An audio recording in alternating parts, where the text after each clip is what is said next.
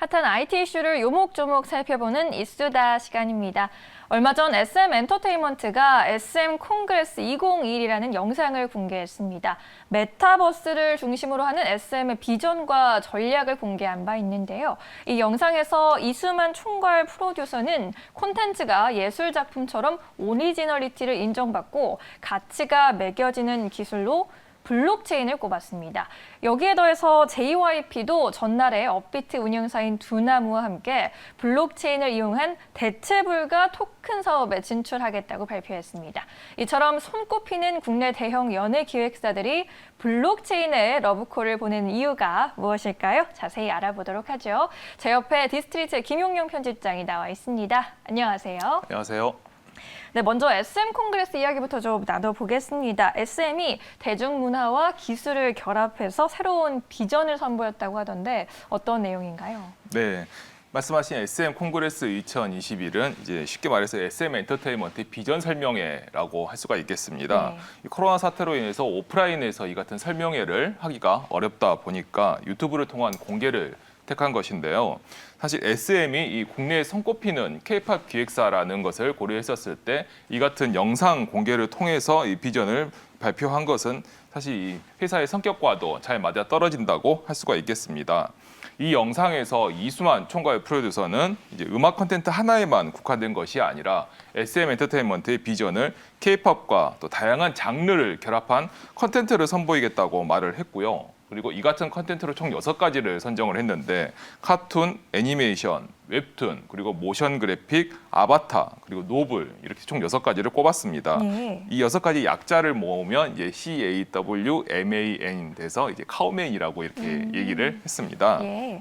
여기에 이제 주력 걸그룹인 에스파가 있죠. 에스파와 그리고 또 SM 자체의 이 세계관을 이제 할리우드와 함께 영화화하는 것에 대해서도 이렇게 언급하기도 했습니다. 그러니까 현재 SM이 K-팝을 주력으로 하고 있는데 이러한 SM의 콘텐츠를 웹툰과 애니메이션 그리고 노블이라는 글까지 해서 다양한 포맷으로 확장한다는 이야기네요. 음악의 영상화로는 뮤직비디오도 있고 뭐 공연 무대와 같은 것들이 대표적인데 이것 이외에 좀 더 다양한 확장을 하는 것이다라고 이해하면 될까요? 네, 맞습니다.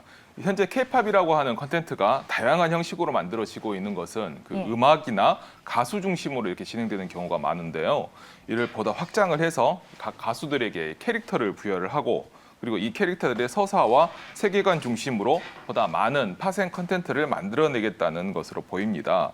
사실 이 같은 전략은 이제 전 세계적인 인기를 확보하고 있는 마블 엔터테인먼트의 전략과 상당히 비슷합니다. 예. 마블 엔터테인먼트는 이제 마블 시네마틱 유니버스라고 하는 이 세계관을 수립하고 그에 따른 이제 블록버스터들을 만들어냄으로써 전 세계적으로 엄청난 팬들을 확보하고 있죠. 이 SM에서도 사실 이런 세계관을 구축한 그룹들이 엑소를 포함해서 꽤 있는 편입니다. 하지만 이를 보다 확장을 하고 사업적으로 좀 더 본격화하겠다는 것을 이번에 발표한 것이죠. 알겠습니다. 그런데 이러한 세계관 구축과 함께 콘텐츠 포맷 확장에 블록체인이 또 어떤 연관성이 있을지 궁금해지는데요. 이수만 총괄 프로듀서가 블록체인을 콕 집어서 언급했는데 따로 이유가 있습니까? 네, 사실 방금 말씀드렸던 세계관 구축과 그리고 컨텐츠 포맷 확장 그 자체가 블록체인과 바로 직접적인 연관이 있지는 않습니다. 예. 하지만 이 두 가지를 이제 추진하는 데 있어 필수적인 이 컨텐츠의 오리지널리티, 즉 고유성을 인정받는 데 핵심 기술이 바로 블록체인입니다. 이수만 총괄도 이 콩그레스 영상을 통해서 네. 메타버스 속 컨텐츠들이 이 블록체인 기술을 통해서 예술 작품처럼 오리지널리티를 인정을 받고 그 상품의 가치가 매겨진 시대라고 얘기를 했었거든요. 즉 그러니까 다양한 K-팝 콘텐츠들이 예술 작품과 같은 고유성과 그리고 그 가치를 인정받으려면 블록체인 기술이 필수적이라는 것으로 이해할 수 있겠습니다. 네. 이 블록체인 기술이 보면 이제 디지털에서 이 위변조를 할 수 없는 용도로 사용되는 경우가 많기 때문인 거죠. 그래서 이 다양한 디지털 콘텐츠에 블록체인을 활용해서 고유성을 부여할 수만 있다면 특히 SM과 같은 이 대중문화 콘텐츠 회사들이 할 수 있는 사업의 폭이 특히 디지털 분야에서 할 수 있는 것들이 굉장히 많이 늘어난다고 볼 수가 있겠습니다. 그렇군요. 그래서 이제 앞서 말씀드린 것처럼 JYP 같은 경우에도 두나무와 손을 잡았다고 하는데 NFT, 대체 불가 토큰 사업에 뛰어든 이유가 그와 맥락을 같이 한다고 보면 되겠네요. 네, 맞습니다. 사실 그 두 연예 기획사가 예. 상당히 비슷한 시기에 공교롭게 같은 사업에 대한 전략을 발표했다고 볼 수가 그러게요. 있겠는데요.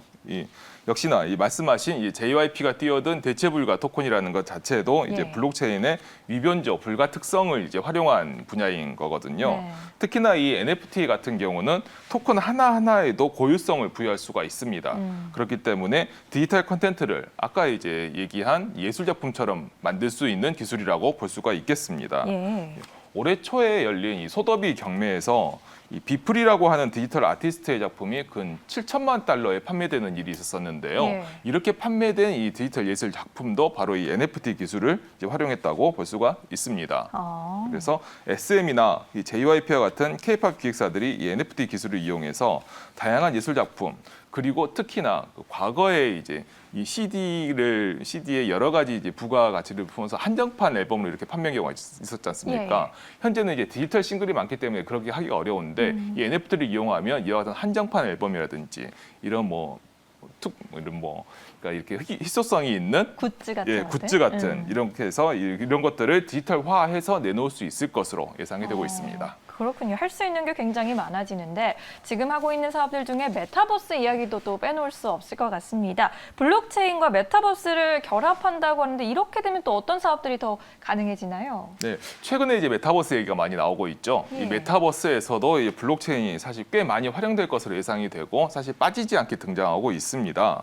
이 메타버스가 디지털로 만들어지는 데에서 이 고유성을 부여하는 게 굉장히 중요한데요. 예. 만약 그렇게 되지 않는다고 하면 일이 여러 군데서 복사가 가능하니까 꼭 이 메타버스에서만 있을 이유가 없는 거죠. 그래서 아무래도 그 매력이 떨어질 수가 있는데 네. 말씀드린 것처럼 역시 컨텐츠 위변조가 역시 배제할 수가 없고요.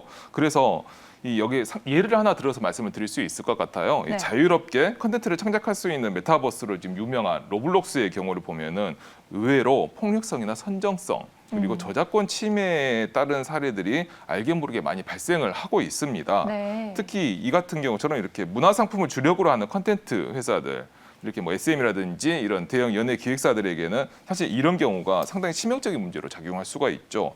따라서 여기에 블록체인이 안전장치 내지는 방어 역할을 할 수가 있겠다고 하겠습니다. 알겠습니다. 마지막으로 좀 추가 질문을 하나 드리려고 하는데 박진영 이제 JYP 엔터테인먼트 대표가 지분 2.5%를 가지고 있는 업비트 두나무를 샀다라는 소식이 전해졌는데 네, 맞습니다. 이에 대한 의미가 또 있을까요? 네, 이는 어찌 보면은 이제 그 연예 기획사 이런 JYP와 같은 연예 기획사가 이 NFT와 같은 사업을 뭐 자체적으로 진행한다라기보다는 예. 외부에 있는 기술 업체, 특히 이제 업비트를 운영하고 있는 두나무가 이제 블록체인에 관한 전문 기업이라고 할 수가 있는데 네. 이런 전문 기술 업체와 협력했다, 손을 잡았다고 할 수가 있는 거죠. 어찌 보면 이걸 자체적으로 추진할 수 있지만 이런 첨단 기술 분야에서는 이렇게 외부 업체와 협력을 해서 부가치를 높이는 것이 좀 더 효율적이라고 할 수가 있고요. 네. 이는 어찌 보면은 예술과 기술의 이제 융합이라고 하는 트렌드와도 맞물린 사례라고 볼 수도 있겠습니다. 알겠습니다. 이제 문화 콘텐츠 사업에서도 점점 첨단 기술이 중요해지고 있는 것 같습니다. 메타버스와 블록체인이 K-팝 한류를 더 풍성하게 해줄 또 다른 마중물이 되기를 기대해 보겠습니다. 이번 주 이수다는 여기서 마치겠습니다. 오늘 말씀 잘 들었습니다. 감사합니다.